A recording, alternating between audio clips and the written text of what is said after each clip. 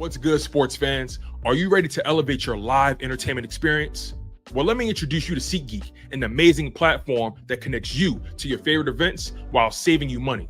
With SeatGeek, you can easily find tickets for sports games, concerts, and so much more, all in one place. The interface is user-friendly, making it simple to browse and compare prices. And one of the best features is the interactive seating chart. You can see exactly where you'll be sitting and how much you'll be spending, ensuring you get the best value for your money. But here's the best part. Check this out.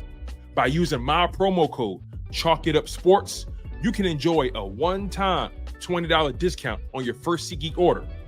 That's right, $20 off your first SeatGeek order. Imagine catching that thrilling game or concert without breaking the bank. It's a win-win situation. Plus, you'll be a part of a community of fans who eat, sleep, and breathe live events just as much as you do. So what are you waiting for? Click the link in the description to download the SeatGeek app today. And don't forget to use my promo code ChalkItUpSports for a one-time $20 discount on your first SeatGeek order. Get excited. Now let's get back to the show.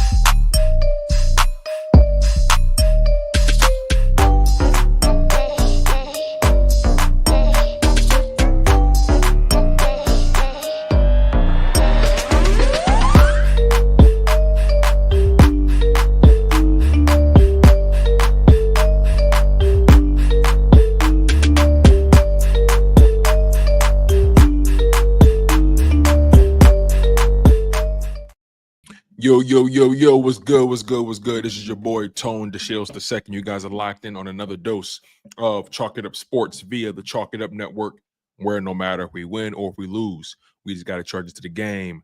First and foremost, you know what your job is. Make sure you smash that like button.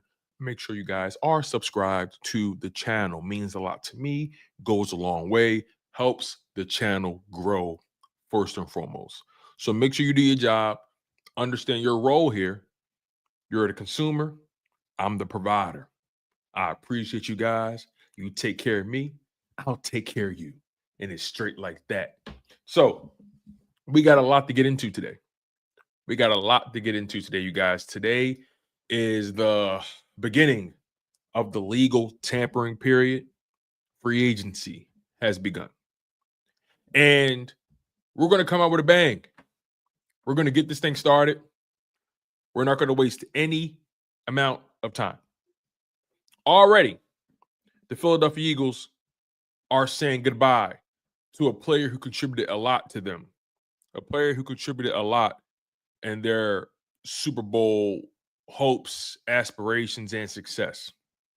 And the Philadelphia Eagles are going to be saying goodbye, unfortunately, to Isaiah Rodgers. Now, we talked about this, right? I spoke about this at length on the link up. I think I spoke about this on my own channel as well. I knew it was going to be imperative for Isaiah Rodgers to take the best bag he could get because of his circumstances. Isaiah Rodgers is a player who, unfortunately, he missed out on a lot of game checks because he was suspended for gambling activity, for sports gambling, basically, right? And the Philadelphia Eagles, despite those allegations, they took a shot on him. They signed him, and he pretty much was sitting on ice for a whole season before they were able to really get him on the roster. Nonetheless, he comes back for the 2024 season, puts in a lot of great reps with the Philadelphia Eagles. He pinch hit a lot for Darius Slay. Whenever Darius Slay went down for a few reps or a game or a drive, whatever it was, he filled in nicely. And Isaiah Rodgers put up a lot of great tape. And I knew he would be a player that would be hard to keep because of his circumstances. And I knew the Philadelphia Eagles probably wasn't making him the top priority in their free agent aspirations, right? So I'm actually happy for Isaiah Rodgers. One of the main reasons I felt like he was going to be gone is because by him missing out on a lot of game checks, he missed out on a lot of money that he probably could have been making, you know? And, in Philadelphia, he didn't get the chance to start, obviously. Quinyon Mitchell and Slay were the starters. And you can make an argument that Kelly Ringo was going to be slated to take that next step forward within the organization because they drafted him and he's cost controlled. And the Philadelphia Eagles probably felt like, we have a different vision for the cornerback position right now. So Isaiah Rodgers, it was smart for him to be able to have an opportunity to recoup that money he lost and be able to set up his family, right? Set up his family, wife, children. I don't blame a guy like Isaiah Rodgers for taking the money he took because of the simple fact that he was in a tough spot a couple years ago. Lost a lot of money because of his mistake. So it would be wrong of me to crucify a brother who's trying to recoup money, trying to invest in himself, better himself. He's still a young player. He can leverage this 2-year deal into a long-term big contract, be it with the Vikings or with whatever team that wants his services after the contract ends. He signs a 2-year, $15 million deal with $8 million fully guaranteed. So essentially, the first year of the contract is guaranteed. After the first year, the Minnesota Vikings have an out. If they like his services, if they're pleased with him, they'll retain him, probably extend him. If they aren't pleased with his services, hey, listen, he still got $8 million out of the deal. They'll be able to move on scot-free. So I'm happy for Isaiah Rodgers. Congratulations to Isaiah Rodgers. Couldn't have it to a better dude. He was a team player, always stepped in when need be, didn't complain. Have a ton of respect for Isaiah Rodgers. Now, outside of Isaiah Rodgers, I've been hearing that Milton Williams is on the move. The rumor is the Panthers. The rumor is the Patriots. And for what I'm seeing from you guys, it looks like Milton Williams will be going to the Patriots. I wish Twitter get their head out of their ass so I can actually keep up with what's going on right now. But nonetheless, it's looking like you guys are saying Milton Williams signed a major deal with the Patriots, $26 million a year. Let's see. Let's see here. Okay, I'm not seeing it quite yet.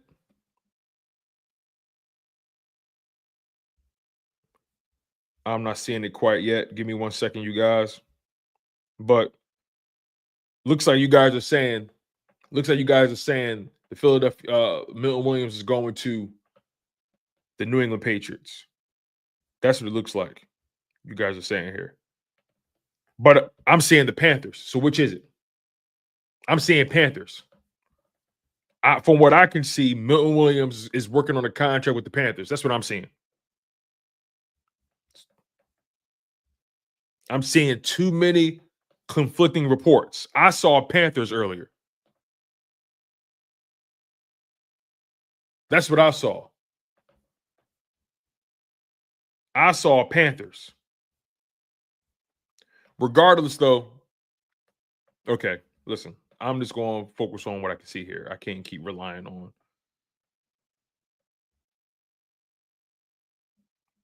But the reality is the Eagles have lost Isaiah Rodgers. The Eagles are going to lose Milton Williams. Plain and simple. Plain and simple.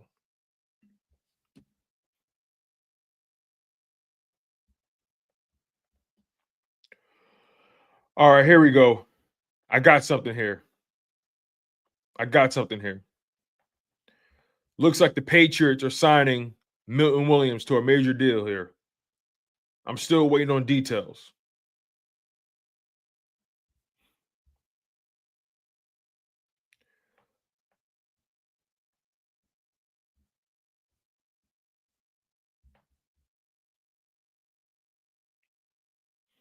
Okay, I'm seeing Milton Williams to the Patriots for $26 million a year. I told you guys Milton was gonna get that bag. I told you Milton was getting that bag. I said that.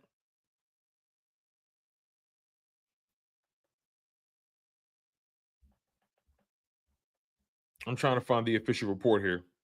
I'm seeing too many secondary, tertiary reports. He deserved it, if that's the case. If that's the case, he deserved it. Here we go. Got it. All right.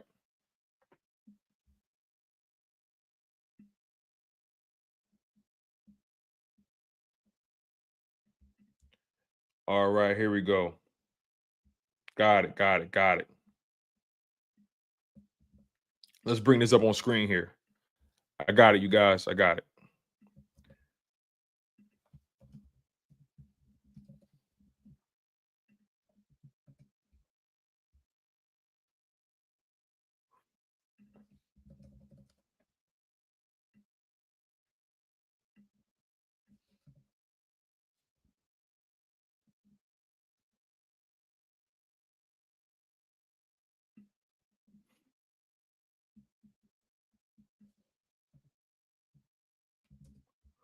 Here we go. Let's bring this up on screen now. Once again, you guys, Isaiah Rodgers going to the Vikings, Minnesota Vikings, 2 years, $15 million, $8 million guaranteed. Milton Williams, the Patriots are signing Milton Williams to a deal. He gets $26 million per year. The details are still being ironed out, but regardless, the Philadelphia Eagles have officially lost Milton Williams. And look, the pay he couldn't have gone to a better organization. The New England Patriots, they are a stand-up franchise for the most part. Obviously, without Belichick and Tom Brady, they've been trying to find their way. But you got to give respect to the Patriots for jumping on free agency quick, spending the money, getting some people in the building, some tone setters, some culture shifters. Milton Williams is a hard worker, can defend the run. He can rush the passer. Milton Williams is officially going to be going to the New England Patriots. Apparently, the Panthers dropped the ball. The Panthers were in the running for him, but the ink didn't dry. And apparently, the Panthers dropped the ball, and the Patriots swooped in. The Patriots swooped in and signed him to a major deal. I told you guys, that guy Osa got $20 million a year. I said to you guys, if Osa from the Cowboys got $20 million, what do you think Milton's going to get? I said Milton is probably going to get somewhere between, I think I said between 23 and 26 or 23 and 25. I can't quite remember exactly what I said, but I knew Milton Williams was going to get north of $20 million. That was a given. That was a given. So to see Milton Williams get his big bag, man, $26 million a year, that begs the question. If Milton Williams got that, how much y'all think Jalen Carter going to get when it's time for him? Jalen Carter contract going to be ridiculous. Just wait on it. It's going to be ridiculous. Just wait on it. It's going to be ridiculous. But overall, congratulations to Milton Williams. Now you ask yourself, now that Milton Williams is officially out of the picture, what's the future at DT looking like for the Philadelphia Eagles? Right? For the Philadelphia Eagles, now you look at Jalen Carter, Jordan Davis, you look at Moro Ojomo, you look at Thomas Booker IV, Byron Young, right? You're still very young, very cost controlled at the position. Most of those guys, I think all of those guys, I think outside of Thomas Booker IV, are on rookie deals, if I'm not mistaken. But even Thomas Booker is cost controlled. I think they still got Gabe Hall, right?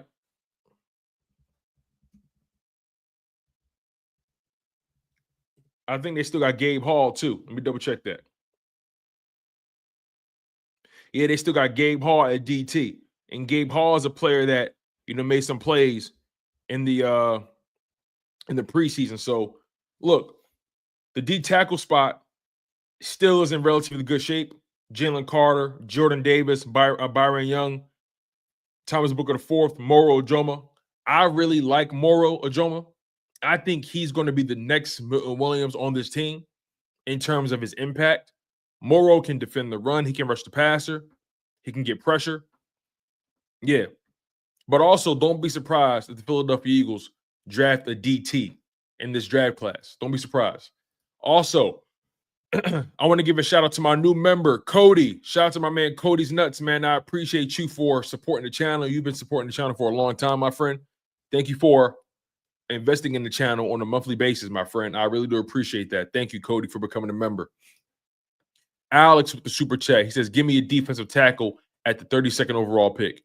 Yeah, I think the Eagles are going to go best available if they stay there. I wouldn't put it past them to trade back. I wouldn't put it past them to trade up. You know, that 32nd spot is such a weird spot to be in if you're any football team because it's very easy to reach. It's very easy to undervalue a guy there. So I can't really lock in what the Philadelphia Eagles are going to do at that spot. It's entirely possible they trade up. It's entirely possible they trade back. I can't begin to predict what they're going to do. Now, as far as what I think they should do, I think they should let the draft fall the way it falls. And if they see a player that they absolutely got to get their hands on, you trade up and get them. If the draft falls in such a way where if there's nobody you feel comfortable trading up for, trade back. Simple as that. I just have a hard time believing that they stay there. They're either going to trade up or trade back. I don't think the Eagles stay at 32. I don't think so. Thank you, Alex, for the super chat. Appreciate you. And above all else, outside of a defensive tackle, I think the Philadelphia Eagles are probably going to tackle edge in this draft more than anything. They're going to probably draft like 2 edge rushers, especially if they can't find somebody that they like in free agency.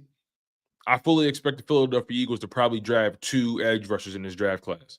Maybe one in the early rounds, maybe one in the mid rounds. This is a deep defensive line draft class. I think defensive tackle is fine. Maybe you get another body there. Maybe. Just just for shits and gigs. But I also believe that they're going to dedicate more time to that edge rusher spot. That's what I believe.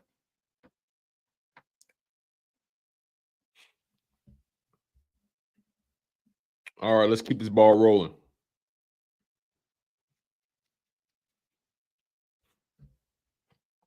According to Jeff Kerr, Milton Williams has become the 3rd highest paid interior defensive lineman in the NFL. Chris Jones, Christian Wilkins are the only ones higher. So Milton Williams is now a top 3 paid defensive tackle. I can't wait for the details of the contract to come out so we can see the guarantees. I'm curious to see what the guarantees are. What the information is about the contract.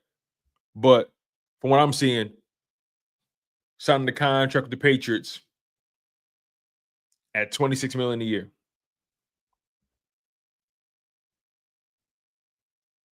And on top of that, he goes to the AFC.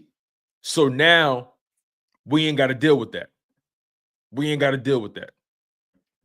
Feet on Land says Milton Williams isn't even a top 10 defensive tackle.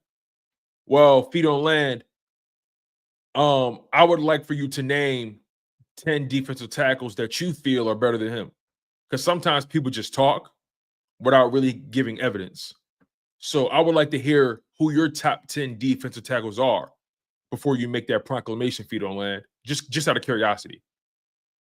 I like holding people accountable. So if you have a top 10 defensive tackle list, I would like for you to provide it, if you don't mind. If you have the time, if you have the space, if you have the opportunity. And this is me not necessarily disagreeing with you. I just want to see who you have as those 10 defensive tackles that are better than him. That's what I want to see. I want to see if you can put your money where your mouth is.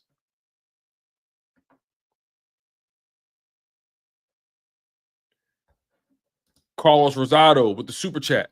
Thank you, my friend. He says Becton and the Eagles aren't close to a deal. No discount. Yeah, man. We're going to see how that turns out. Man, because, obviously you want Becton back if you can get him at a reasonable price.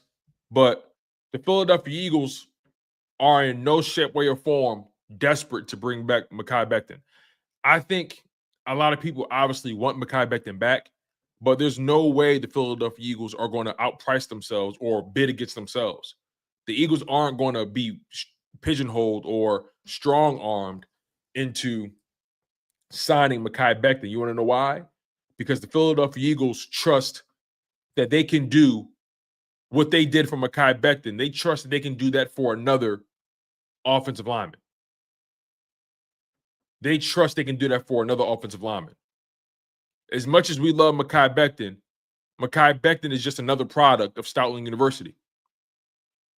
Stoutland University is tried and true. Stoutland University has an unbeaten track record, a proven track record. There's only one guy I can think of who didn't survive Stoutland U because he was too soft, and that was Andre Dillard. So again, Mekhi Becton, would love for you to be here, but don't think for a second that the Philadelphia Eagles can't replace you. And I mean that respectfully. I love everything Mekhi Becton brought to this team. I wanted him back. I want him back. I have no idea if he will be back. He may be back. He may not be back. Who knows? But I trust what Stoutland can do. I trust our ability to evaluate offensive linemen more than anything. That's just my humble opinion about that. Feet on Land says Chris Jones. Well, that's one guy. You got 9 more to go, Feet on Land. You got 9 more to go.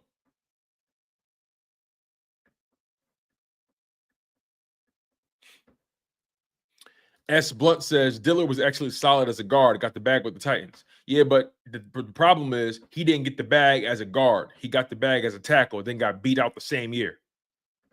He lost his job the same year. The moment they gave him the money, he lost his job the same year. They better listen. He got that money because he went to Stoutland University and he was a former first-round pick. But what they didn't realize is with Dillard is that, oh yeah, he doesn't have the personality for the position. Simple as that. Simple as that. Dillard got the bag because Stoutland U put that battery in his back. As soon as he got with the Titans, he got his guaranteed money. He didn't have it. He got beat out by whoever it was. Feet on Land says Christian Wilkins. Okay, that's 2 people. So you got 8 more to go. Why don't you put them all in one chat? Because I'm not going to keep reading them. Put them all in one chat. Feet on Land, you're not answering the question. You're not answering the question. I said, give me 10 defensive tackles you think are better than Milton. Where are they? I saw Chris Jones. I saw 1. He said Milton is not a top 10. Listen, we're going to hold you accountable, my friend. And again, your opinion is your opinion. I just want to see who you got. So, where are we? He said Chris Jones. That's 1. He said Christian Wilkins. That's 2. Then he followed up by saying Jonathan Allen, put all those players next to Jalen Carter, and they're better. He said read up on, whatever that means. He says I posted. No, you didn't. Where is it? Did you post it before you said what you said?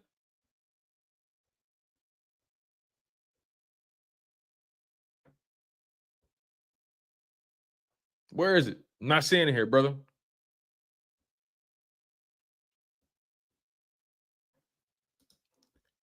Nah, I'm wasting too much time on you already. I'm good. So anyway, yeah, Milton Williams got the bag. Shout out to him. Congratulations to him. He's properly paid. And it's going to be really exciting to see what happens next. Once again,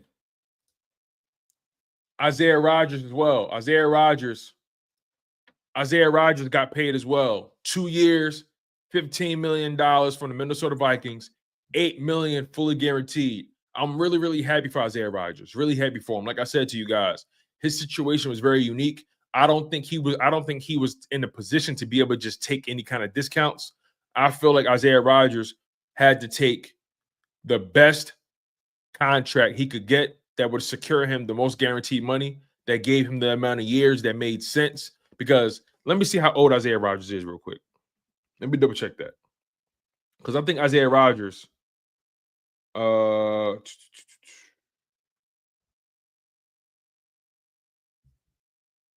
let's see here. I'm not seeing him here. I must have lost him. Let me look it up. Isaiah Rodgers age. Isaiah Rodgers is 27 years old. So 2-year deal. He can re-up at 29. Maybe he secures himself a 3-year deal from there, another 2-year deal. You know, we'll see. He's 27 years old. He's in a good spot. He's in a good spot to be able to get a nice contract from somewhere else if he can leverage that Vikings contract. So congratulations to him. Congratulations to him.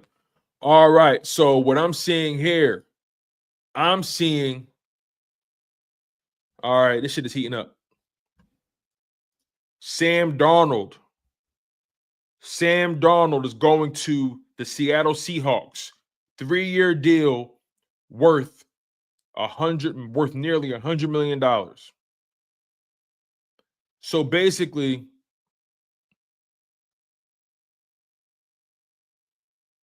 he's making about between 30 and 35 million a year. Okay. That's about right. That's about right. 3 years. Let's see what we got here.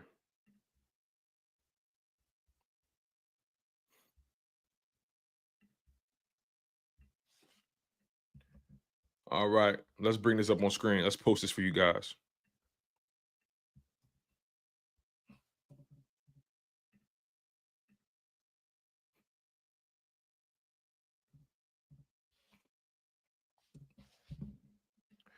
All right, Sam Darnold. Seahawks are signing Sam Darnold to a 3-year deal worth nearly $100 million. Congratulations to Sam Darnold. I spoke about this on Twitter. I personally, I didn't really understand the Sam Darnold hype train. I really didn't. And quite frankly, you can make an argument, he's going to a lesser situation with the Seahawks. Let's just call it what it is. They traded DK Metcalf away. They cut Tyler Lockett. All he has is Jackson Smith and Jigba. I mean, he has Kenneth Walker, right? Kenneth Walker, the fourth, the running back. He has a running back. But other than that, I'm not seeing the allure of that job. I'm not seeing it. Kenneth Walker the third, Zach Charbonnet at running back, Jackson Smith and Jigba at wide receiver. You have a guy named Derek Young and Jake Bobo. Who are those guys? Who are they? You traded DK Metcalf. You have Noah Fant at tight end, but you have Noah Fant at tight end, but you traded DK Metcalf. You cut Tyler Lockett. You traded Geno Smith away, and you brought in Sam Darnold, and you have less weapons for him. And you saw Sam Darnold, what he did with the weapons in Minnesota. And then when the chips were all on the line, he couldn't do anything with those weapons. So you put him in a situation with less weapons, and he's going to have to face the 49ers, and he's going to have to face the Rams twice a year each. Look, get your money, young fella. Get your money, young fella. Get your money. But I don't understand the idea of my thing is, I don't see how Sam Darnold is a needle mover compared to Geno Smith. Now, Geno was older, obviously. Geno Smith is how old?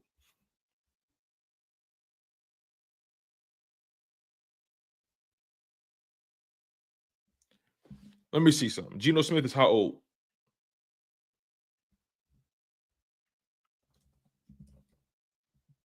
Geno Smith is 34.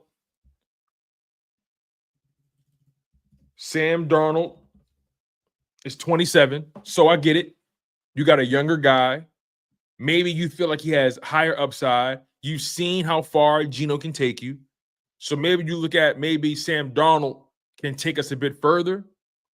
But I don't see a situation where Sam Darnold can get it done with less weapons. Justin Jefferson is not going to save him. Jordan Addison is not going to save him. Are the Seahawks going to draft a wide receiver? Are they going to sign another receiver in free agency?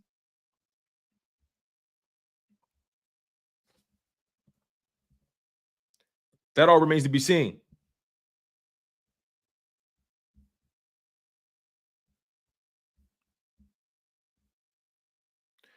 Okay. I'm seeing a report here that Darius Slay is signing with the Pittsburgh Steelers. Wow. Well, that's officially done. Here we go.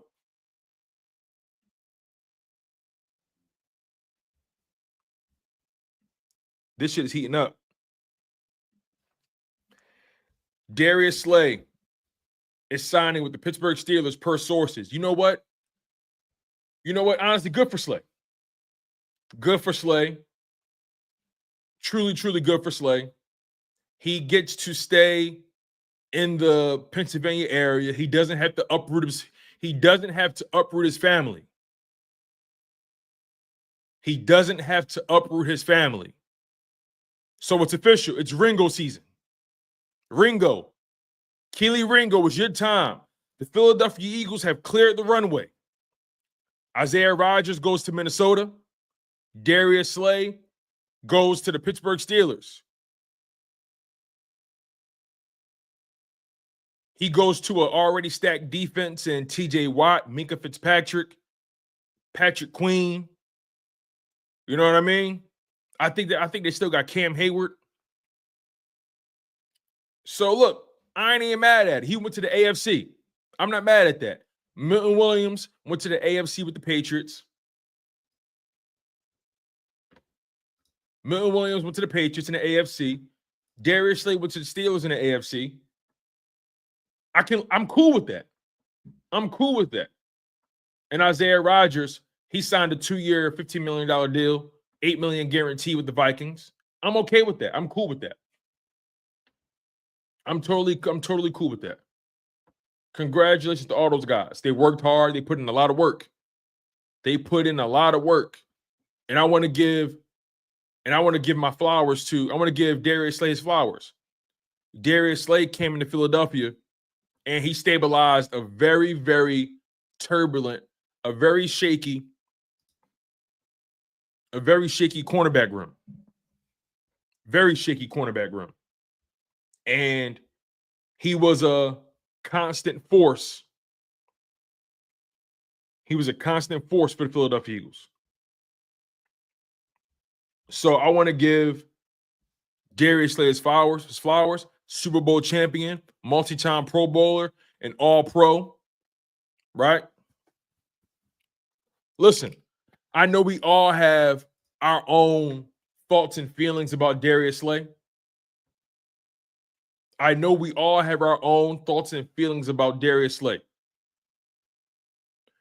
But Darius Slay has given the Philadelphia Eagles nothing but stable cornerback play for several seasons. Several. So I have nothing bad to say about Darius Slay. I got a ton of respect for him. You know, did I disagree with how he handled certain situations? Sure. But that's not the biggest deal at the end of the day. It's not the biggest deal at the end of the day. He went on the football field every single Sunday and performed. And for the most part was healthy. Was never a liability. You know?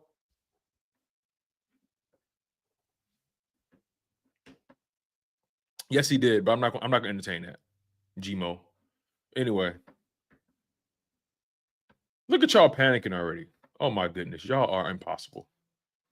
All right, let me get to some of these super chats. My man Trenton Wright with the $4.99. He says, Tone, I disagree. Stout is great, but Becton is such a valuable piece. Stock could even move him to tackle once Lane retires. Think about it. No. The reason he moved to guard is because Mekhi Becton couldn't hack it at tackle. That's a fact. Now, granted, he battled injuries, but he moved to guard, obviously because the Eagles were already stacked at tackle, but he moved to guard because he couldn't get it done at tackle. Clearly. He clearly couldn't get at tackle. Clearly couldn't get it done at tackle. And Jeff Stoutland helped rebuild Mekhi Becton's confidence. No one's saying he's valuable. No one's saying he's not valuable, Trenton. I would love to have Mekhi Becton back, but there's no offensive lineman greater than Jeff Stoutland. I'm sorry.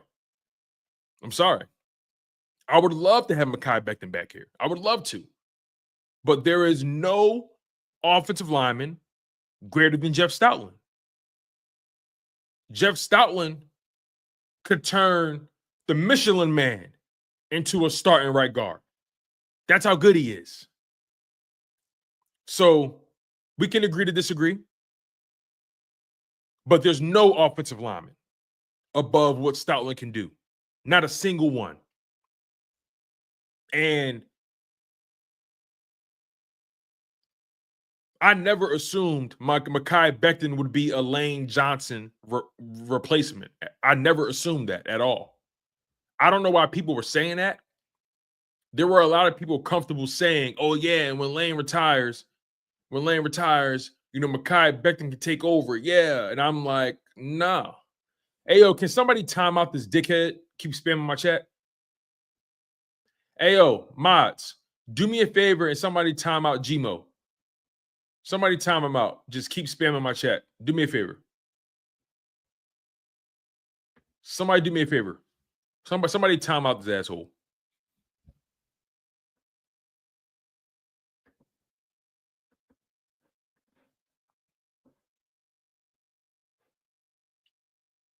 All right, thanks, Jinx. I appreciate it. Anyway. Whoa, okay. Shit's heating up. Free agency is fun. Free agency is fun.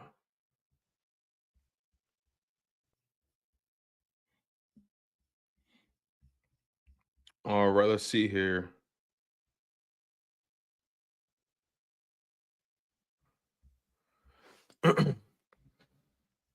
I'm hearing Justin Fields to the Jets.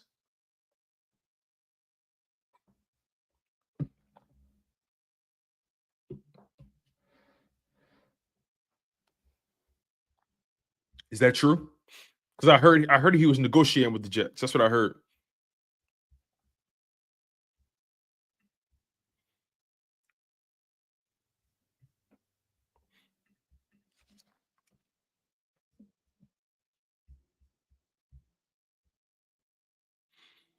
Oh, okay.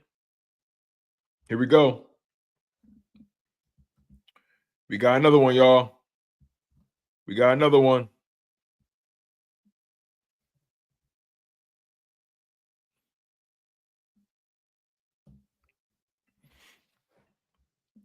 Thank you for the super chat, Trent. I appreciate you. Breaking, the Jets are signing Justin Fields, making him their new quarterback, per Adam Schefter. He signs a 2-year, $40 million deal. Congratulations to Justin Fields, yo. Congratulations to Justin Fields. Seriously. Congratulations. I mean that from the bottom of my heart. Congratulations to Justin Fields. Justin Fields deserves an opportunity to prove he can play in this league at a high level. He goes to a situation with Garrett Wilson, Breece Hall at running back. He's good. He's going to have a defense. You know what I mean? This is an opportunity. This is a legit opportunity for Justin Fields to go into a situation where he doesn't have to feel like someone is breathing down his back. Now, this begs the question, though, because remember, free agency is going to definitely influence the NFL draft and how these teams make their decisions. So, peep game. The New York Jets are picking 7th in the NFL draft right now. I believe they signed Justin Fields because they don't think Cam Ward or Shedeur Sanders is going to fall to them. Shedeur Sanders or Cam Ward are going to end up in Tennessee, Cleveland,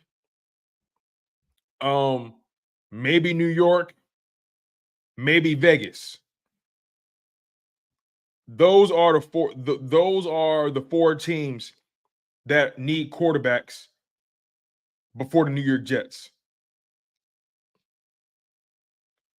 So don't be surprised if you see Cam Ward end up in Tennessee or Shedeur Sanders end up in Cleveland or vice versa. Don't be surprised. Don't be surprised at all. But bringing it back to the Eagles angle, shout out to you guys. Make sure you smash that like button. Appreciate you guys. Let's keep this ball rolling. Let me get to the rest of these super chats real quick. Real Talk with G. Thank you, G, for becoming a member, man. I really do appreciate you. Thank you for the love. Thank you for the support. Thank you for investing in me on a monthly basis. Thank you, Real Talk with G. I appreciate that. As Blunt says, have any of these moves threatened the Eagles yet? I would say no. I would say no. I don't think there's a single move that's been done that directly threatens the Philadelphia Eagles. I mean, one may argue Isaiah Rodgers going to the Minnesota Vikings, maybe, but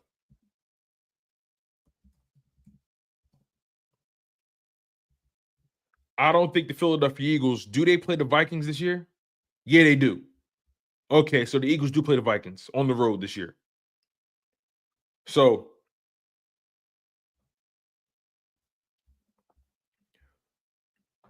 maybe Isaiah Rodgers, maybe. But I mean, we got AJ Brown, we got Devontae Smith. I'm not tripping about Isaiah Rodgers going to the Minnesota Vikings. Not saying he can't do the job, but I mean, I trust our receivers against anybody. So that's just my opinion. So I don't think there's been a move quite yet that directly threatens the Philadelphia Eagles. I don't believe so. Not yet. Not quite yet. Here's why. And thank you for the super chat, S. Blunt. Here's why. Darius Slay is going to the Pittsburgh Steelers. So that's the AFC. As a matter of fact, do the Eagles? I doubt it, but let me double check this. I doubt it, but okay. So, the Eagles don't play the Steelers this year. Cool. So, Darius Slay goes to the Steelers, which is in the AFC. That doesn't affect us in the slightest.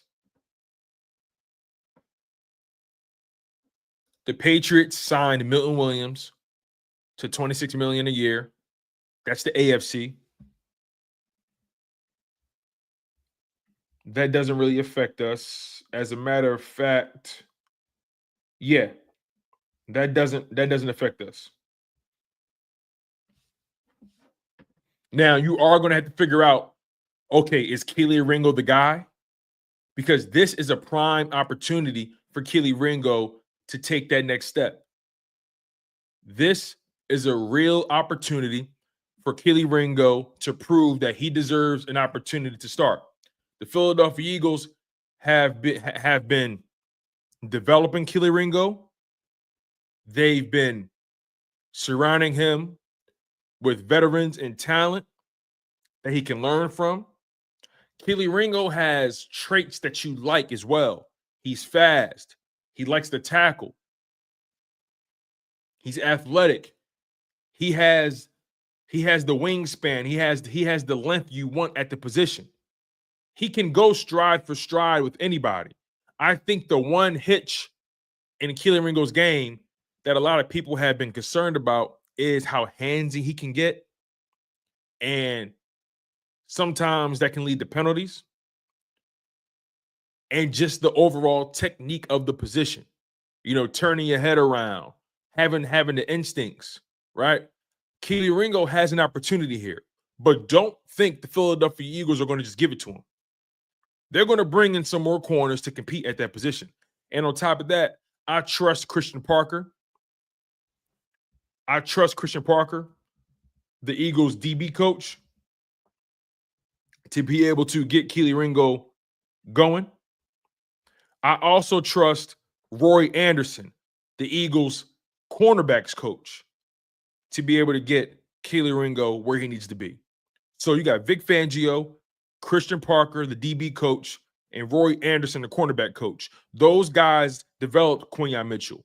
They developed Cooper DeJean, right? This was Kelee Ringo's first season under those guys. So I think Kelee Ringo has a prime opportunity here. A prime opportunity. This is the Philadelphia Eagles' way of saying, listen, the ball's in your court. They're going to continue to build the roster, obviously. They're likely going to draft another corner or bring in another corner. You know, Eli Ricks is right there. He's a young prospect that they really like. But the Eagles have cleared the runway for Kelee Ringo. They've cleared the runway for now. And what they do in free agency, what they do in this upcoming draft is going to tell us a lot about how they see Kelee Ringo. But so far, by them not bringing back Darius Slay, by them cutting James Bradbury, by them not bringing back Isaiah Rodgers, they're saying so far, we have some guys in the building that we like right now. But it also doesn't say that they're not going to draft another DB or another corner to compete. So I think this is a good situation for Kelee Ringo. Me personally, Kelee is entering the third year of his rookie deal. I think Kelee was like a fourth round pick or something like that. I think Kelee Ringo was a third or fourth round pick. So big opportunity, brother. You're entering year 3.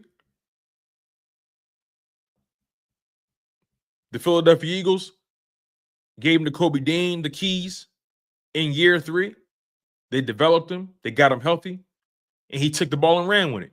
Granted, he got hurt in the playoffs. But I think Nakobe Dean's going to come back stronger. We'll see how he does. But Kelee, they coached you up. You know, you went through some turbulence. You went through a little bit of turbulence in 2023 with a bad coaching staff. You finally got a good coaching staff for 2024. You were competing directly with Isaiah Rodgers. Neither of you won a starting spot, but he did win that rotational corner spot.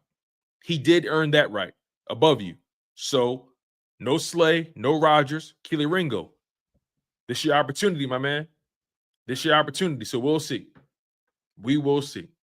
But I fully expect the Philadelphia Eagles to draft another corner. I fully expect that. All right, let's keep this thing rolling. Make sure you guys smash that like button. Make sure you guys are subscribed to the channel. I'm your humble host, Tone DeShields II. You guys are tuned in to Chalk It Up Sports via the Chalk It Up Network, where no matter if we win or if we lose, we just got to charge it to the game. All right. Let's see here. What's popping? What's popping? What's popping?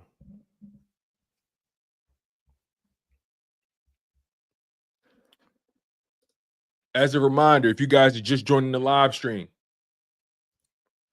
Isaiah Rodgers, former Eagles corner, is signing a 2-year, $15 million contract with the Minnesota Vikings, which includes $8 million guaranteed. $8 million fully guaranteed. They guaranteed the first year of the contract, essentially. That's essentially what they did. So congratulations to Isaiah Rodgers. Milton Williams is signing with the Patriots. Milton Williams is coming off of a career year with the Philadelphia Eagles. He will be making potentially $26 million per season with the New England Patriots. So congratulations to Milton. Darius Slay, veteran corner. He's signing a deal with the Pittsburgh Steelers. We don't know the full details of said deal yet, but Slay is staying in the PA area. I think that was not only a career move for him, but that was most importantly a family move. I think at this point, he didn't want to uproot his family. His family really enjoyed themselves here on the East Coast in the Philadelphia area. So now he goes to Pittsburgh, still in the PA area, still in the tri-state. His family doesn't have to uproot themselves. His kids can finish going to school wherever they're going to school at. Whatever their business interests are in the area, they can still maintain those ties. So I think this move for Darius Slay was a family move just as much as it was a career move.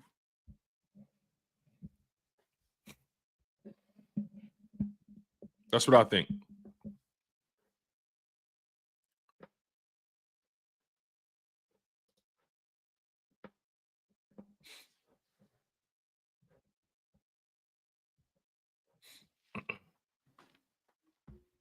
All right, let's keep this ball rolling. Let's see what else we got. J.C. Horn signed a huge contract earlier today with the Panthers. J.C. Horn, corner, 4 years, $100 million extension with $70 million guaranteed. Shout out to J.C. Horn, man. I liked him coming out of the draft. He's battled injuries, so he's battled some injuries his first few years in the season, but he's talented. He's talented.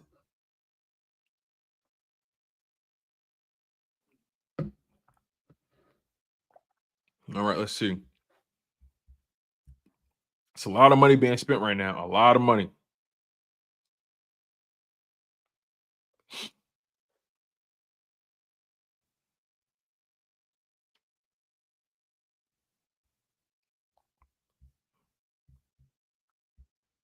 All right.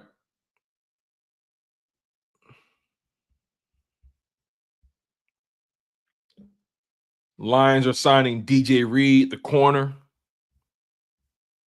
Jaguars are signing cornerback Jordan Lewis to a 3-year, $30 million deal.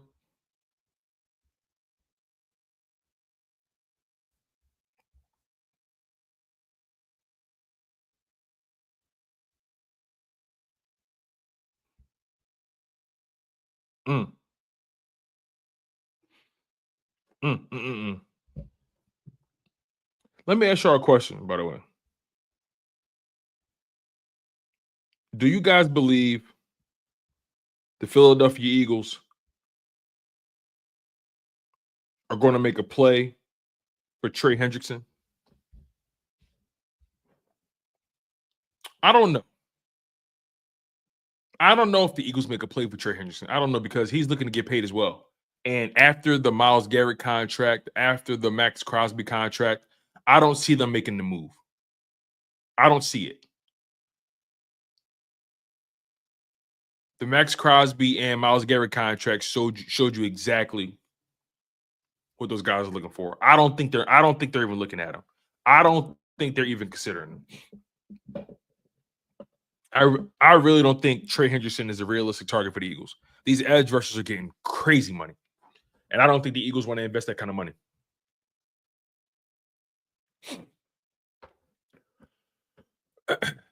Let's see what you guys are saying here.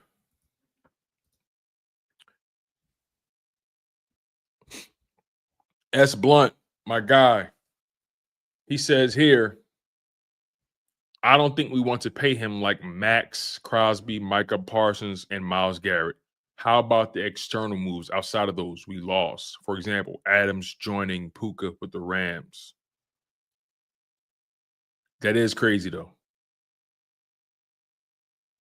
Yeah. Devontae Adams going to the Rams is very interesting. Very interesting to see. Now, obviously, Cooper Kupp hasn't been moved yet, but we know Cooper Kupp, his days are numbered there in LA. So, with Cooper Kupp, was what I'm assuming their issue with Cooper was the age, and they feel like he clearly lost a step.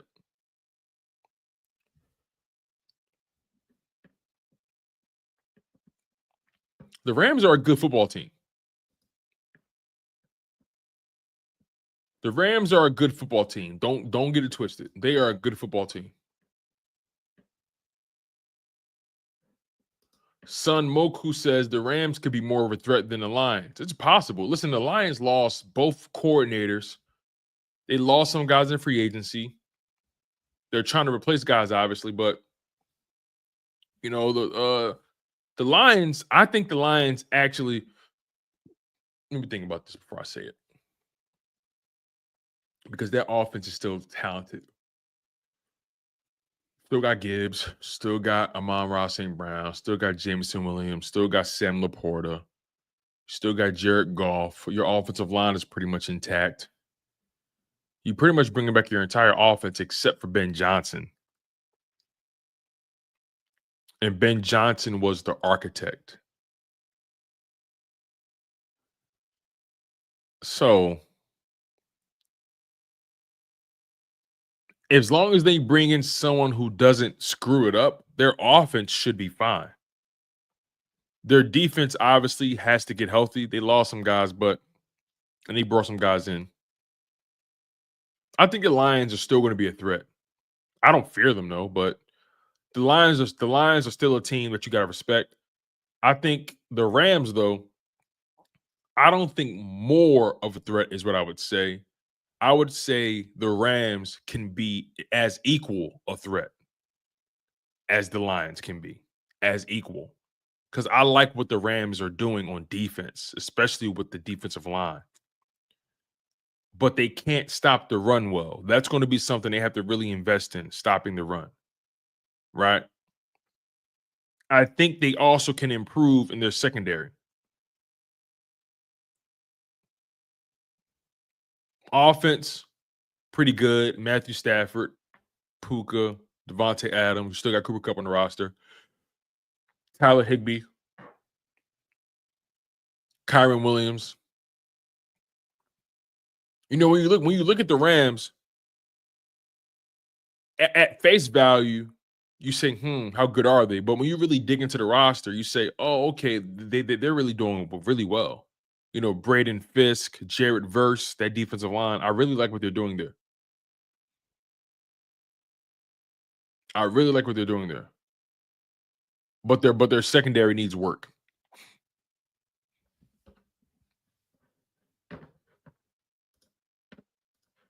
Let me get through these super chats. Sorry, you guys. Alex says, "In Howie I trust," and thank you for super chat, Alex. One of my other members, man.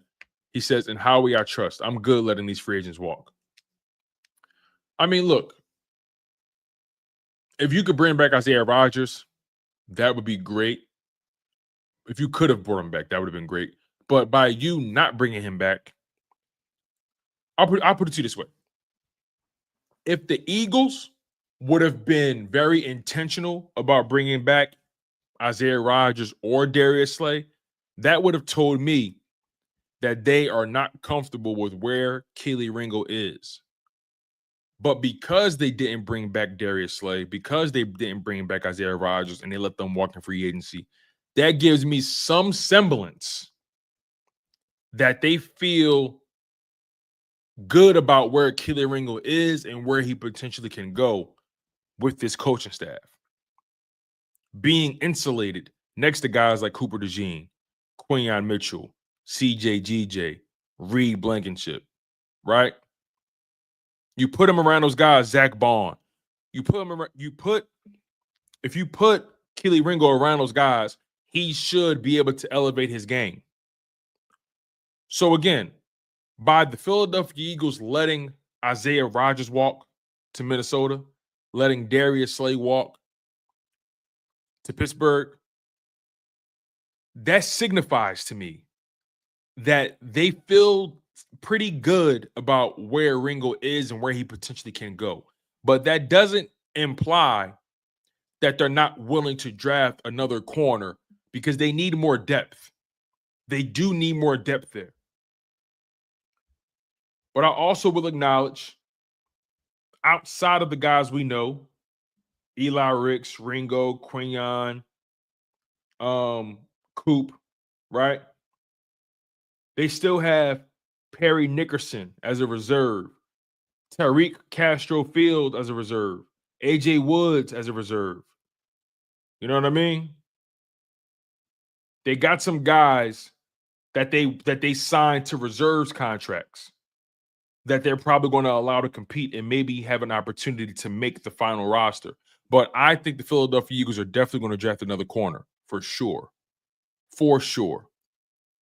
But that doesn't mean that Keely Ringo is not in a good place with the organization. AJ Jones with the super chat. Thank you, AJ. I appreciate it. AJ says, I'm working the double today. What's all the moves that I miss? All right, let's do a quick rundown, AJ. Let's do a quick rundown. Hope you're still here, my friend. Thank you for locking in. Hopefully you're doing well. Hopefully you're staying safe on your double shift. Let's break down some of the moves thus far.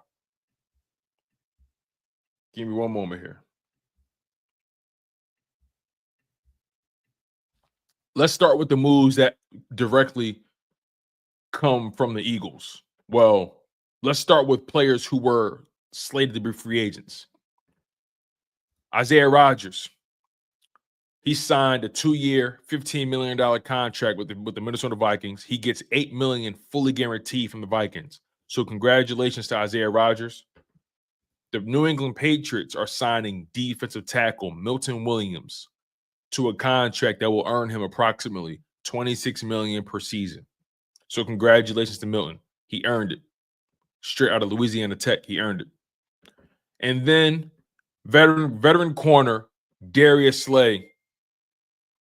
Darius Slay is signing with the Pittsburgh Steelers. The details of the contract have yet to be revealed, but I would imagine he's signing a 1-year or maybe even a 2-year deal with the Steelers. That's what I would imagine. I wouldn't be surprised if they gave him a 2-year deal with the first year being fully guaranteed. I wouldn't be surprised about that. Or I wouldn't be surprised by the notion that they decided to give him 1 year that's fully guaranteed. That's fully guaranteed. I wouldn't be surprised about that. And keep in mind, Darius Slay is 34 years old. So maybe they give him a 1-year deal fully guaranteed, but the details of the contract haven't fully been revealed yet. So again, shout out to AJ with the super chat. I appreciate you, AJ Jones. Thank you. Dark Matters with the super chat.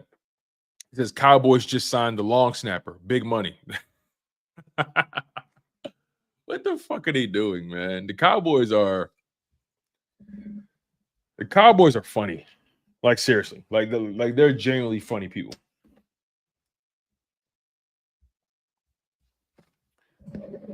What the hell is a long snapper going to do? I mean, they have a role, right? But signing a long snapper to God knows how much money you signed them for, that's not a priority. A long snapper is not a priority, if you ask me. It's not. In no shape, way, or form is a long snapper a priority. But hey, that's the Cowboys for you. That's the Cowboys for you. Can't put nothing past them. They always find a way. And once again, shout out to my new members. Real Talk with G. Appreciate him. And my man Cody. Shout out to my man Cody, man, for becoming a new member. Cody's nuts. Every time I see that name, bro, I laugh. And thank you guys also for donating to the channel. All right, let's see what we got going here. Sweet Chinny Music said the Jags just signed Diami Brown. Well, I mean, you lose Diami Brown, you replace him with Deebo Samuel. Not bad. Not bad at all.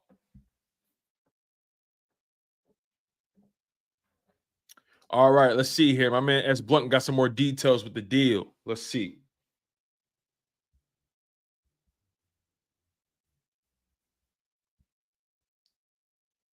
More details about Milton Williams' deal has come out. So, per Adam Schefter, Milton Williams reached an agreement with the Patriots on a 4-year, $104 million deal that includes $63 million guaranteed. Carolina worked on the deal, but New England upped them. Wow. Wow, man. Ain't that something? Ain't that something? Mm-mm-mm.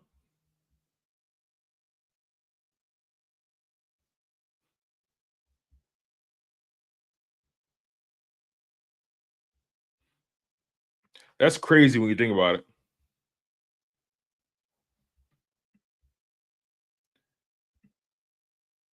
All right.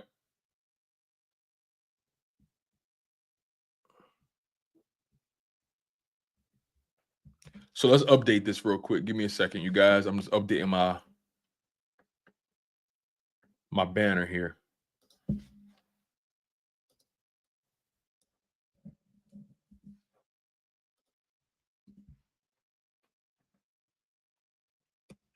All right. There we go. So Milton Williams reached an agreement with the Patriots on a 4-year, $104 million deal that includes $63 million guaranteed. Oof. You know what? That makes a lot of sense for the Patriots. That makes a lot of sense. Let's do some quick math, okay? So 4 years, $104 million.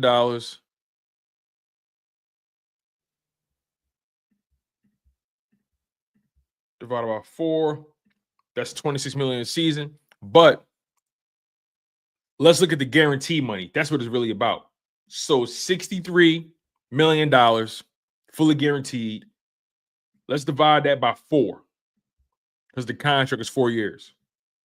So actually, if we're being honest, the Patriots kind of got a steal. If we're being completely honest, the Patriots kind of got a steal. Here's why. Here's why. Although the Milton Williams contract says 4 years, $104 million, that looks like $26 million on average, right? That's what it looks like.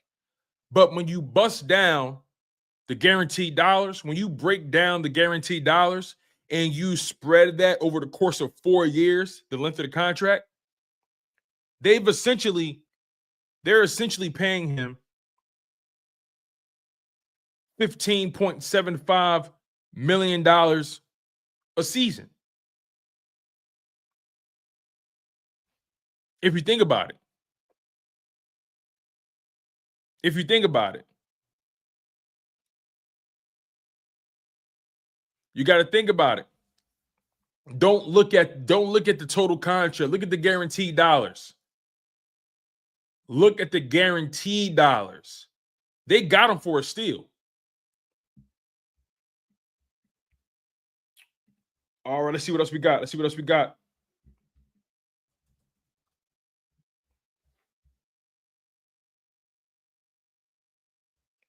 Woo! Okay, Josh Sweat. Let's bring this up on board.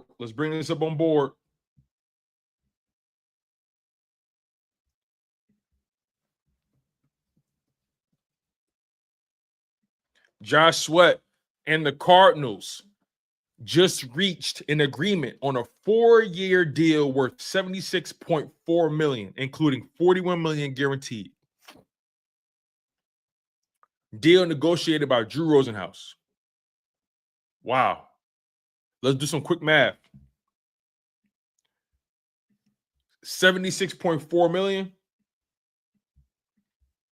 divided by 4. That's $19 million. Okay. I think we talked about that, right?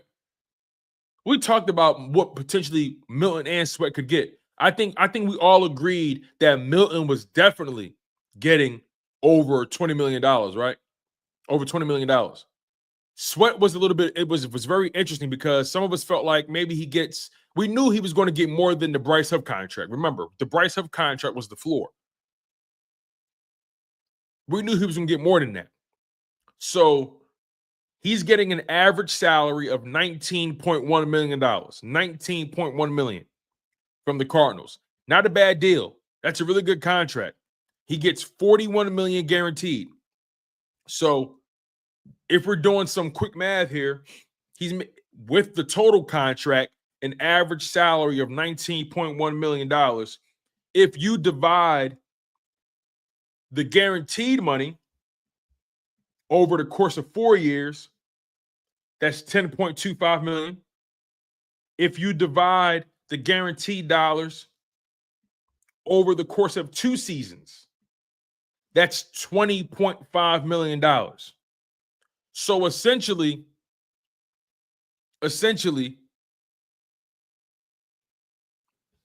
the Minnesota Vikings have guaranteed, let's just say on average, they've guaranteed about 2 to 3 years of the deal.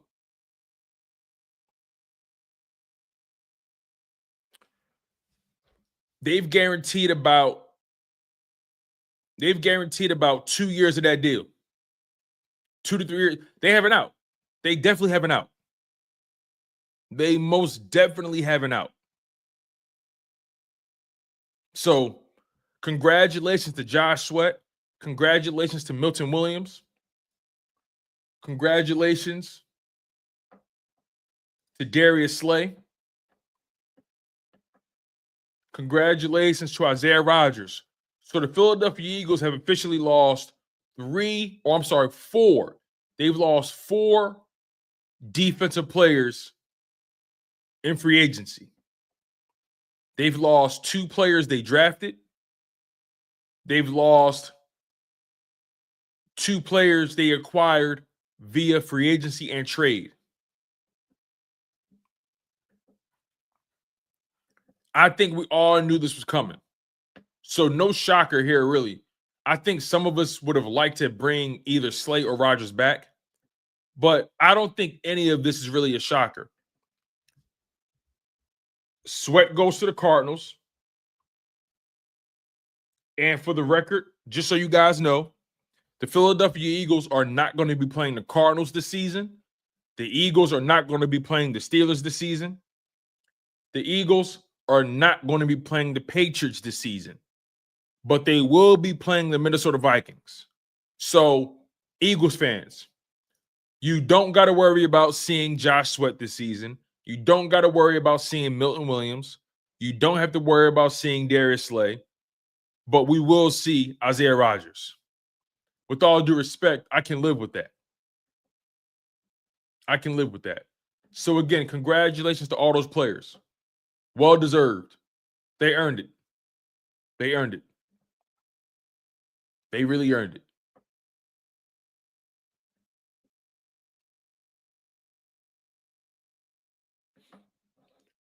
Let me get to these super chats, you guys. Thank you again for donating to the channel. Miss Fanny, how you doing, sweetheart? She says, Isaiah Rodgers' deal was so cheap, we could have done it. Yeah, you could have. I don't think it was impossible to do. I think they felt like, and again, this goes back to Keely Ringo, right, Fanny? I feel like they said to themselves, yeah, we could pay Isaiah Rodgers, but we also got this kid named Keely Ringo who's still on a rookie deal that we like a lot, and we expect him to take the next step, especially with this coaching staff and Vic Fangio, Christian Parker, Roy Anderson. We think Keely Ringo, we like him enough. We're comfortable enough where he is and where he's going to be with that coaching staff to the point where we're not going to bring in or bring back Isaiah Rodgers. And also, you got to keep in mind, what if the Eagles made Rodgers an offer, but he took the biggest offer he could get? You got to think about it from that perspective. Maybe the Eagles had their number and the Minnesota Vikings had theirs, and he decided to go with theirs. You know, maybe Isaiah Rodgers knew that with Keely Ringo behind him, maybe he didn't have that job fully locked up. There's so many variables that go into it. But regardless, though, I think above all else, them allowing Slay to walk, them allowing Isaiah Rodgers to walk, told you that they're very comfortable with where Keely Ringo is in his development. And they feel even more comfortable knowing he'll be playing under Vic Fangio, Christian Parker, Roy Anderson. He'll be playing with Quinyon Mitchell, Cooper DeJean, Zack Baun, CJ Reed Blankenship. They feel comfortable. And honestly, if you're the Philadelphia Eagles and you drafted 2 corners in Quinyon Mitchell and Cooper DeJean, you're feeling pretty confident in your hit rate. You're feeling pretty confident in your ability to draft a corner, evaluate them, and develop them. I'm not saying their thinking isn't flawed, but what I am saying is I can't blame them for wanting to bet on their farm system. I can't blame them for wanting to bet on their ability to develop these corners.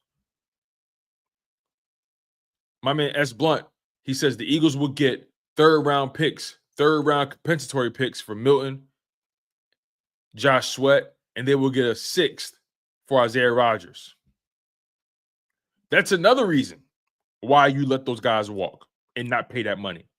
You get more draft capital, which can give you an opportunity to trade up in the draft, maybe trade for a player you want. Howie Roseman isn't a fool. At this point, I think we all should trust Howie Roseman with his ability to build this roster. He's built 2 Super Bowl winning rosters. He's built 3 Super Bowl caliber rosters and won 2. So I'm not sweating it, no pun intended. But again, Josh Sweat and the Cardinals reach an agreement on a 4-year deal worth $76.4 million with $41 million guaranteed. That essentially guarantees 2 years of the deal. Essentially 2 years of the deal is guaranteed, if you ask me. And they have a potential out in year 3 if things don't work out.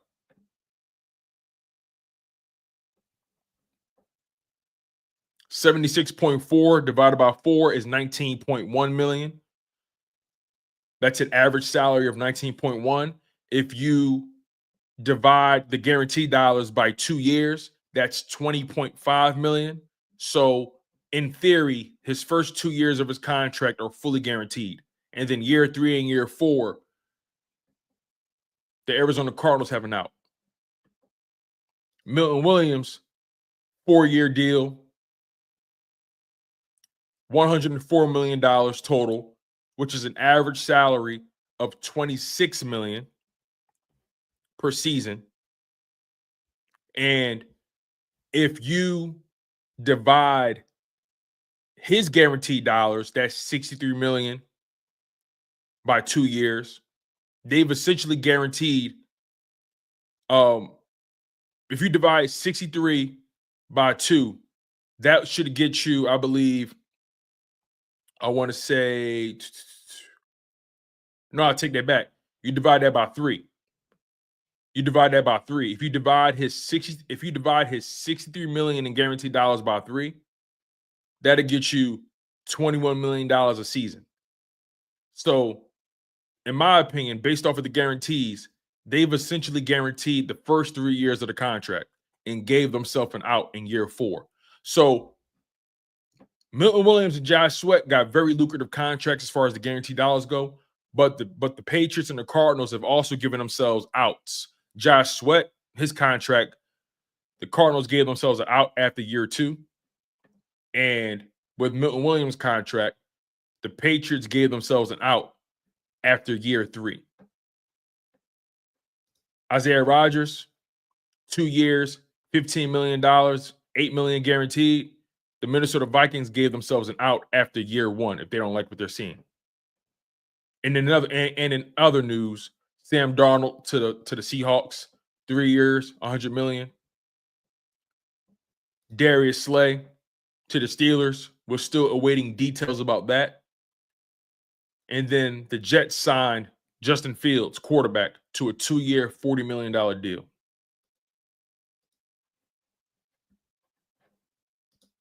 Alex says, and thank you for the super chat, Alex. He says 5 or 6 picks in the first 3 rounds next draft, depending on the comp picks they receive from Milton and Sweat leaving. Howie's playing chess. We already know Howie's that guy.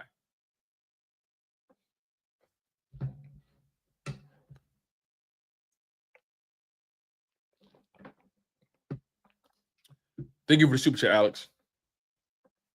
Relative Time Work says, I'm surprised Sweat didn't get 20 million. Well, if you divide the full length of the contract, which is 76.4 million, 4 years, if you divide that by 4, that's 19.1 million. But if you look at the guaranteed dollars, which is what these players really pay attention to, if you look at his guaranteed dollars, which is 41 million from a 4-year deal, if you divide the 41 million by 2 years, he essentially got guaranteed 20.5 million over the next 2 years. So in guaranteed money terms, he is making 20 million over the next 2 years. In guaranteed money over the next 2 years. But over the course of the next 4 years, he's making 19.1 million on average. So, depends on how you want to look at it. Time Works. Depends how you want to look at it.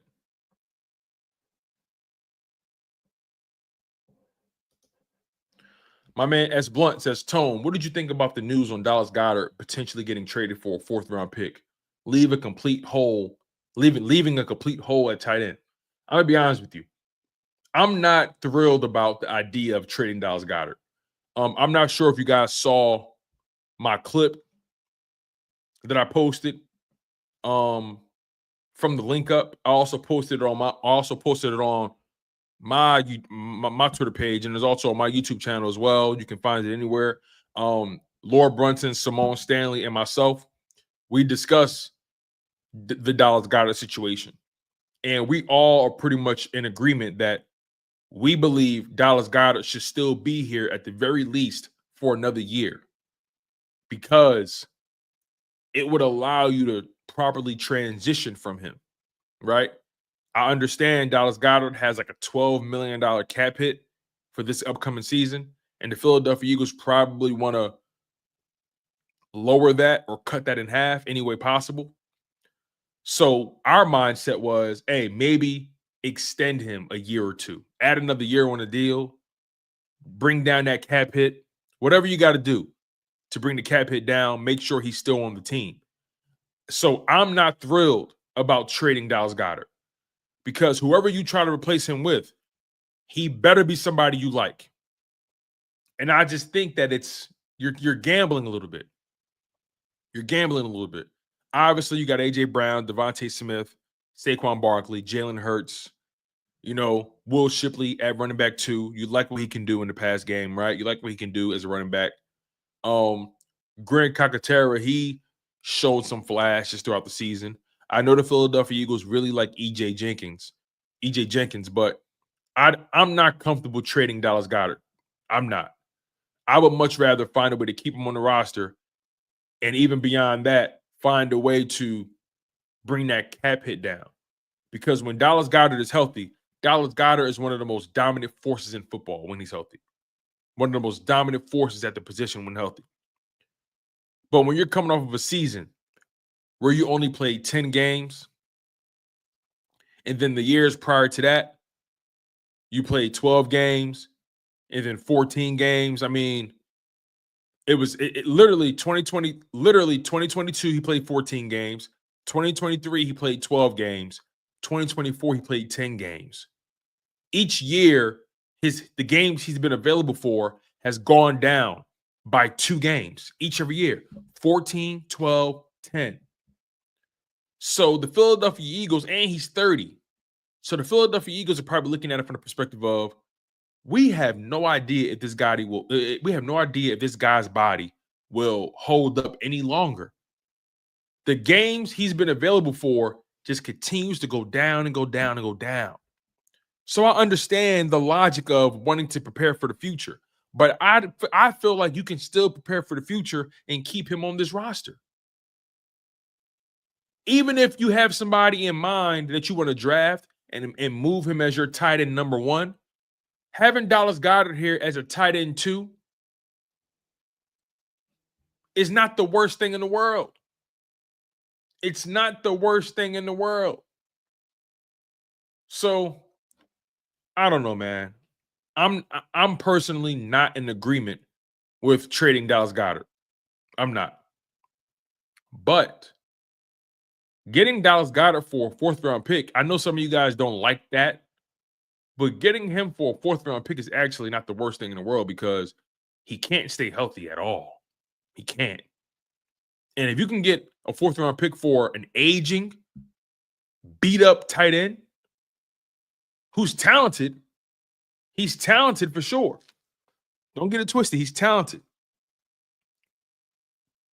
One of the best tight ends in football when healthy.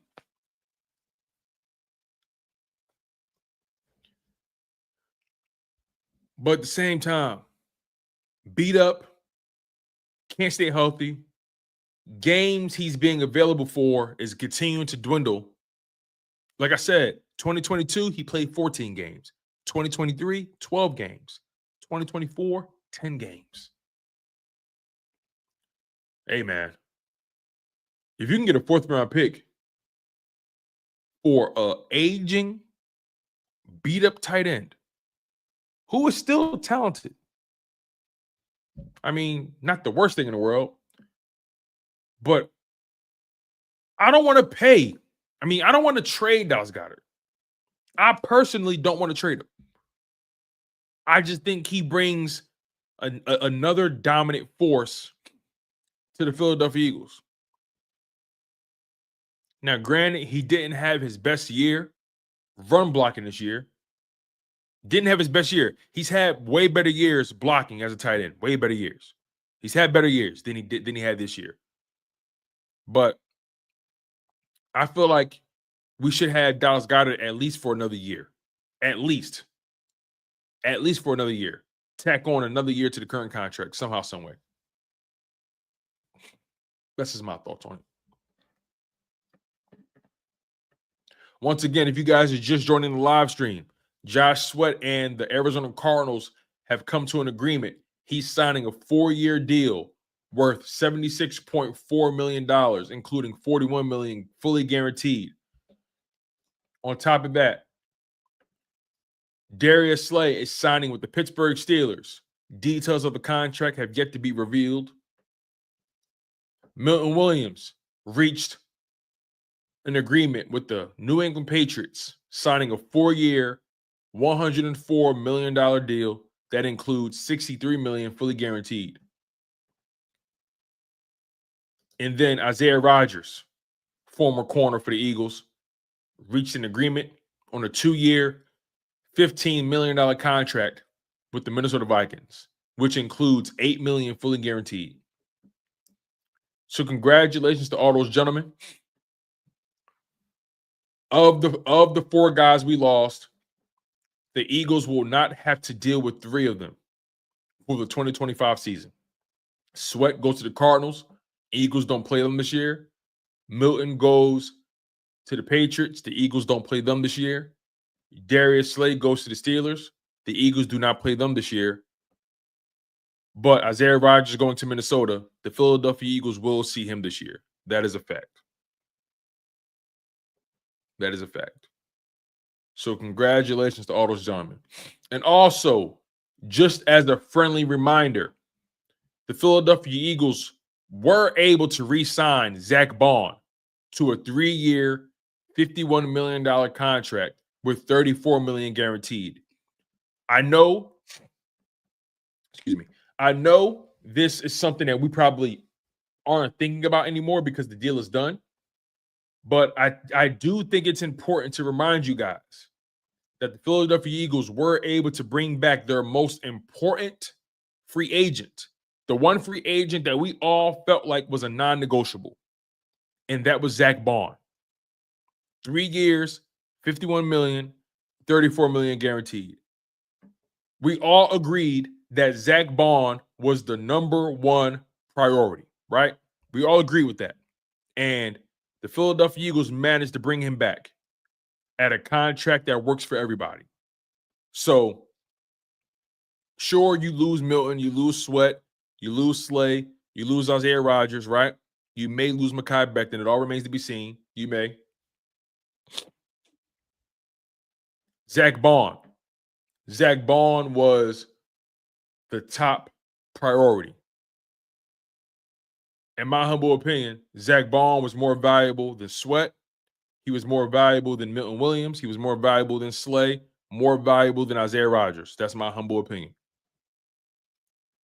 What Zack Baun was able to do for the Philadelphia Eagles is irreplaceable. And also, when you think about the Philadelphia Eagles allowing those gentlemen to walk, Sweat, Milton, Rodgers, Slay, when you think about them letting those guys walk, they're basically saying to you, there's a higher likelihood we can replace those guys than there is a likelihood of us being able to replace Zack Baun. That tells you that right there. And also, Oren Burks is a free agent. Nakobe Dean is hurt right now. He likely will start the season on the PUP list. Outside of Zack Baun, you got Jeremiah Trotter Jr. And I think you still got Ben Van Sumeren, I think. So you're not deep at linebacker right now. You're not. So Zack Baun was a priority for a multitude of reasons. Just wanted to remind you guys of that deal we struck with him. All right. Let's see here. My man Alex back again with the super chat. Thank you, Alex. I appreciate it. He says, it's looking like Howie is not making any big moves in free agency and probably waiting to see who he can bring in on the vet minimum and then the draft. That's the thing, you guys. Howie Roseman, his track record. Keep this in mind, you guys. Howie Roseman used to make these splashes in free agency, right? But there were moments where you said to yourself, at some point, you got to start developing guys. And I think Howie Roseman is understanding that we have to continue to develop. We have to continue to make sure that we have money to pay the guys that we develop, right? So I don't think looking for a big splash this free agency was the move for the Eagles, because you got to keep in mind, you got to decide what you're doing with Jordan Davis. You're going to have to pay Jalen Carter. Eventually, you're going to have to pay Quinyon Mitchell and Cooper DeJean, right? Eventually, you're going to have to pay Reed Blankenship if you decide to bring him back. GJ is entering year 2 of his 3-year deal. You feel me? Eventually, you got to figure out what you're going to do with Nolan Smith, right? You got to pay Cam Jurgens. So I don't think we'll see the Philadelphia Eagles make any kind of blockbuster deal. At this point, I don't see it. I just don't see it. You got too many people on this roster who are instrumental, who are the core of your roster that you're going to have to pay. You got too many guys on this roster that are at the core. And you're going to have to be comfortable letting guys go. And you're going to have to trust your ability to continue to evaluate and draft guys and coach them up and develop them so they can be ready. And you're going to have to find diamonds in the rough, like you did with Zack Baun, like you did with Isaiah Rodgers, like you did with Reed Blankenship, like you did with Oren Burks, like you did with Thomas Booker IV and Byron Young. You're going to have to continue to find diamonds in the rough.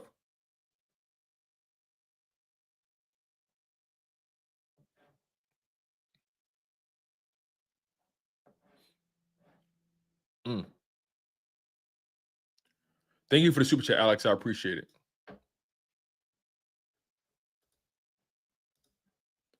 If you guys are just joining the live stream, make sure you guys smash that like button. Make sure you guys are subscribed to the channel. Appreciate you guys. Goes a long way. Thank you for the love. Thank you for the support.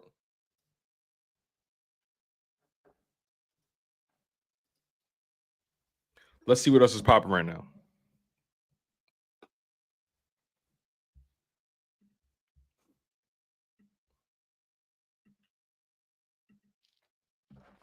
My man, Private McClunky, with the $9.99 super chat. He says here, Tone, Did you see that the Colts are shopping Anthony Richardson, but no one is offering them anything? Also, do you think that means Steichen could be out the door soon? Ooh, that's a good question because what Steichen will be entering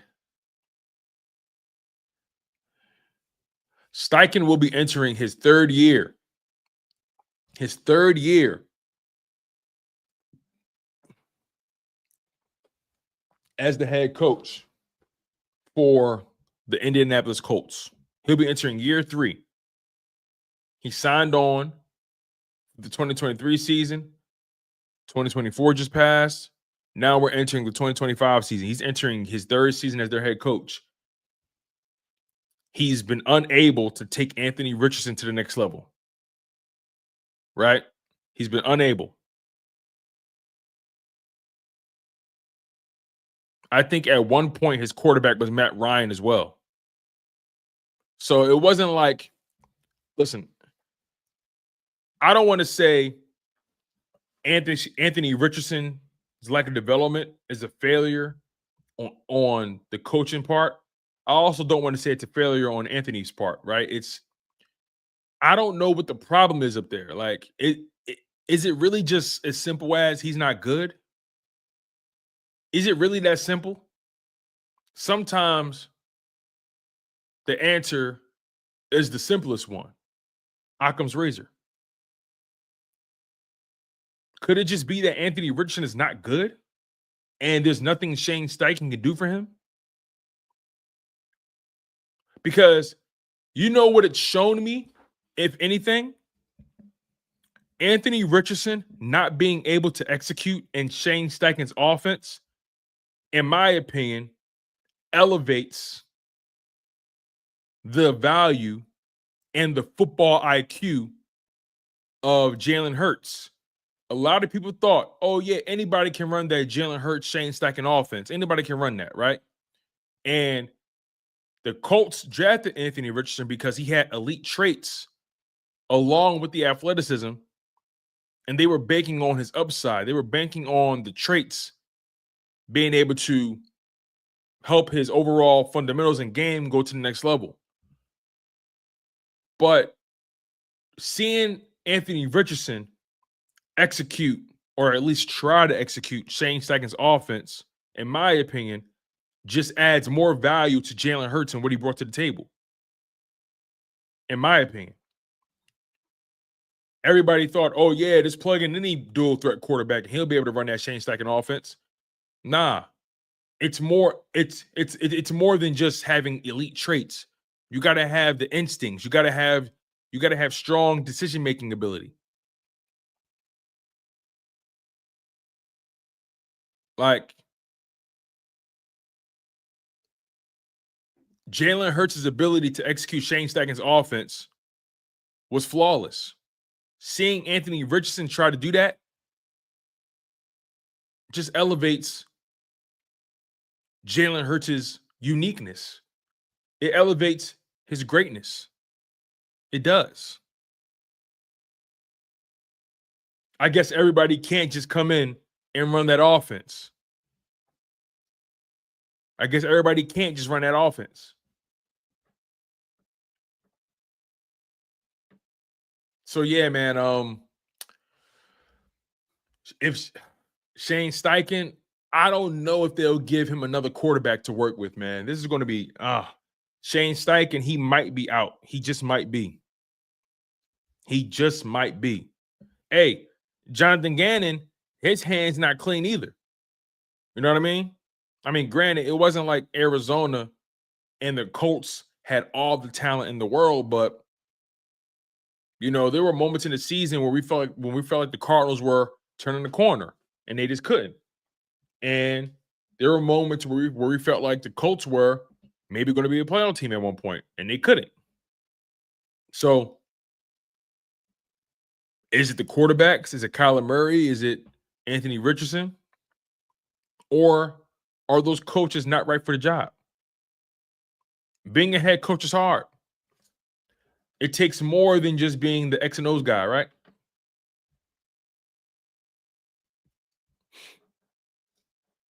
Thank you for the super chat, Private McClunky. I appreciate you.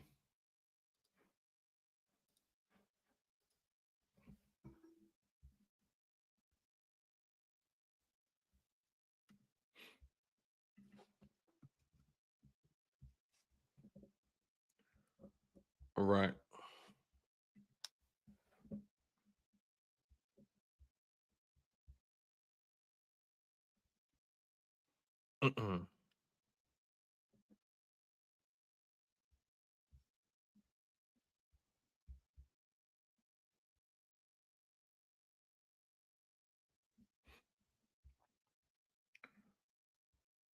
So yeah, you guys, this is pretty much.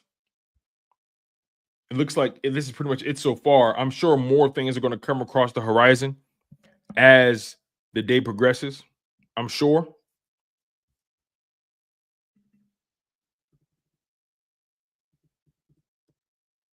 I'm sure about that. But we're about to get out of here soon. I really do appreciate you guys locking in for as long as you guys did. I really do appreciate it.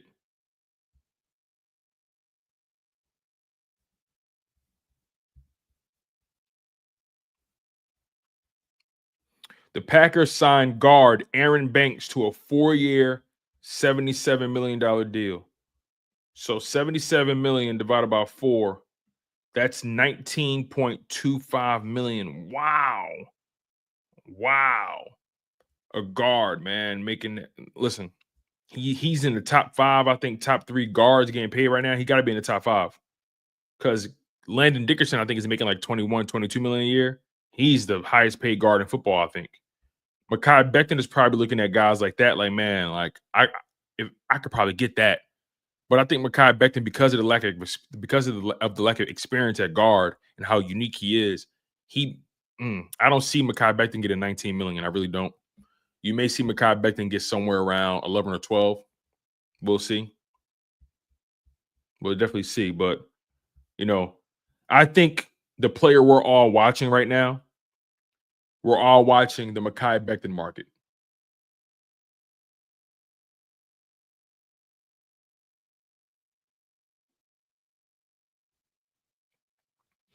We will see. Like I said, Aaron Banks, big deal. 4 years, 77 million. Average salary of $19 million, 19.25 to be exact. And I think there was another guard that got a contract. I think he's making about maybe 9 or 10 million a season, maybe 11, if I'm not mistaken. So, yeah, man. Mekhi Becton, the way he played last year, and again, because he's new to the guard position, that may not help him in getting the most money. That may help the leverage whatever team may want for him,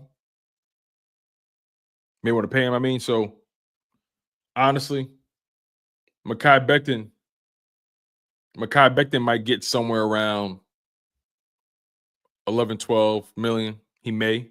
He may. He may. The Broncos are signing safety Talanoa Hufanga to a 3-year deal worth up to $45 million. Wow. Talanoa Hufanga is a former All-Pro. Now, granted, he was hurt last year, but Talanoa Hufanga is a former All-Pro, man. That's a good pickup for Denver. If he can stay healthy, that's a big get for the Denver Broncos. That's a real big get.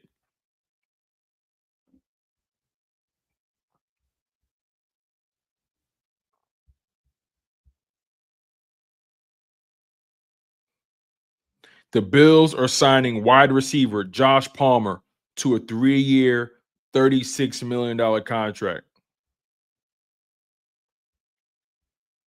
Average salary of $12 million per season. They're probably guaranteeing maybe between 15 to 18 million of that. Probably guaranteeing that.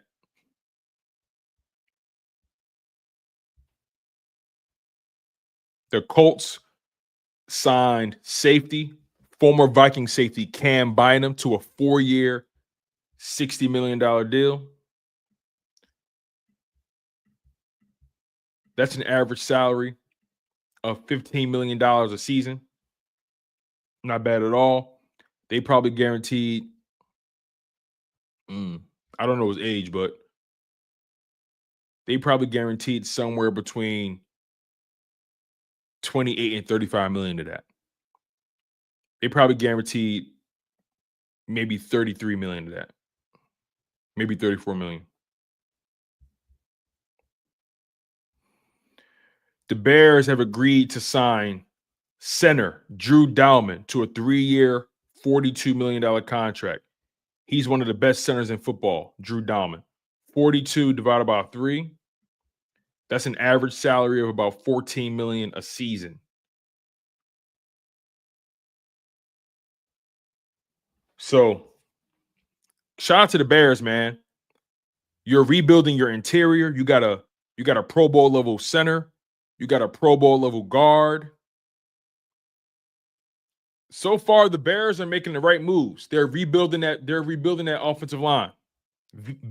Granted, through free agency, I know they drafted the offensive lineman, I think, recently, but not bad, man. Not bad. You got Roma Dunze. You got DJ Moore at wide receiver. You got Cole Kmet at tight end. You're rebuilding that interior of the offensive line. You got DeAndre Swift at running back. I wouldn't be surprised if they draft another one. I think the Bears defense is better than what people think. The Bears are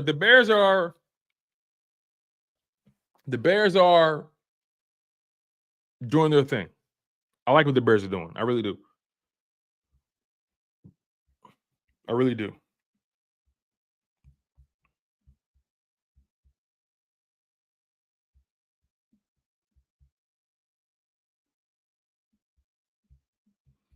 All right.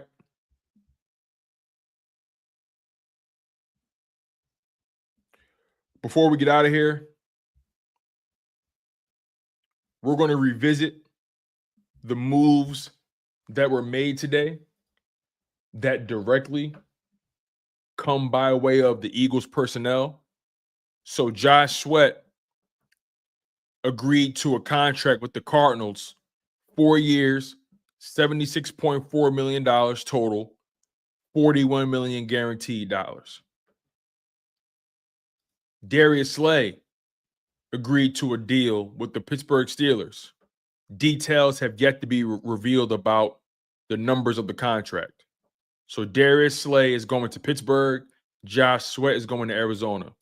Milton Williams reached an agreement with the Patriots on a 4-year, $104 million deal total. That includes $63 million fully guaranteed.